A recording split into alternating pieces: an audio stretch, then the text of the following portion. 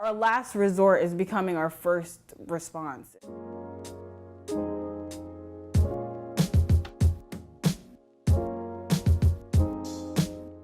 Boys with choppers realizing that they are boys with dollars. From being 3/5 to this.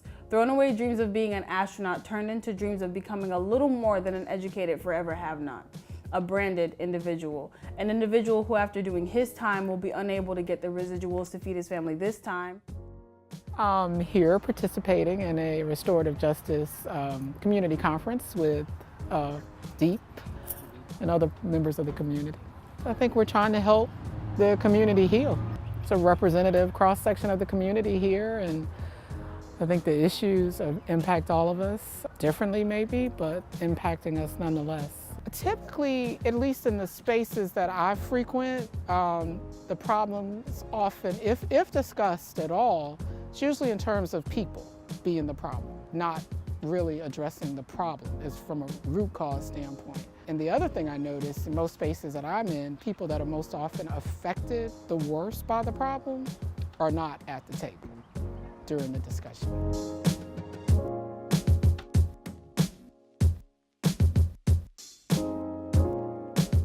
We have to push for involving more youth in adult-centered spaces because like they put so much responsibility on us, like, oh, you guys are the future and stuff like that. Well, how are we supposed to be shaped or learn or grow and like help you guys grow too, like if we're never involved? People are like, oh, well, when you get into the real world, I don't think that exists. Like I've been experiencing life. Okay, this is the real world. I am living here. You're here too. We're both in the real world. And I think that like when you level out the playing field, it's like really good and refreshing to know that like, oh, that's a person and I'm a person too.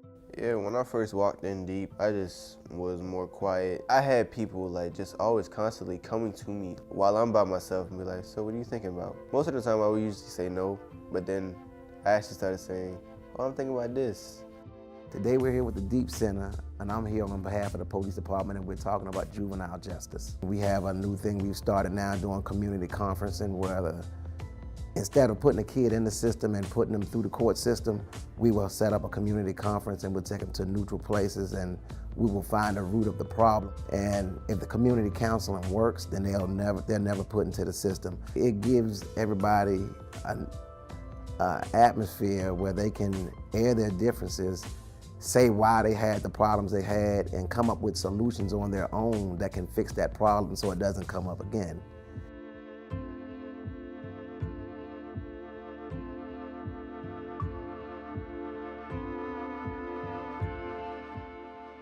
I wrote No Longer Astronauts, and then as I was writing it, my brother got arrested. Then I got really mad, and I started like researching a lot about the justice system, mass incarceration. I have a lot of words, and I feel like writing kind of helped me put them together. Some of the lessons I learned that I think would help is definitely creating more spaces in the confines of the system that I'm a part of that allows for more of this open dialogue and where people can feel like they're not going to be attacked or punished for expressing how they feel.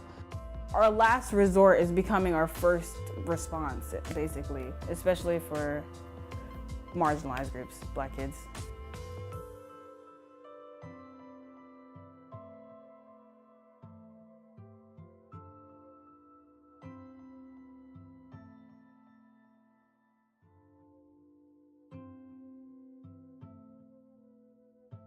A lot of policemen, a lot of them don't like to deal with kids. As a police department, we have a lot of room to grow when it comes to dealing with kids. And we can do a lot of good things, and we are doing things to change. And we're trying to bridge the gap. If we continue to do this and stay in the kids' lives and bring other kids and have other community members involved with the situation, I believe that it definitely can make a change. Before I started attending DEEP, actually, I would write to myself.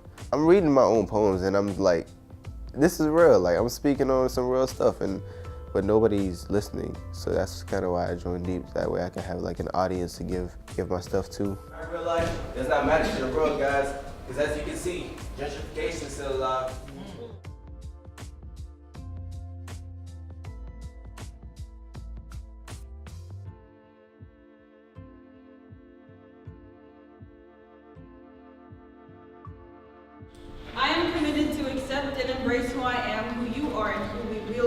who we will be. I am committed to embrace our humanity and make it so mainstream that uniformity goes down the drain. Hate will die screaming by my hands. Yeah.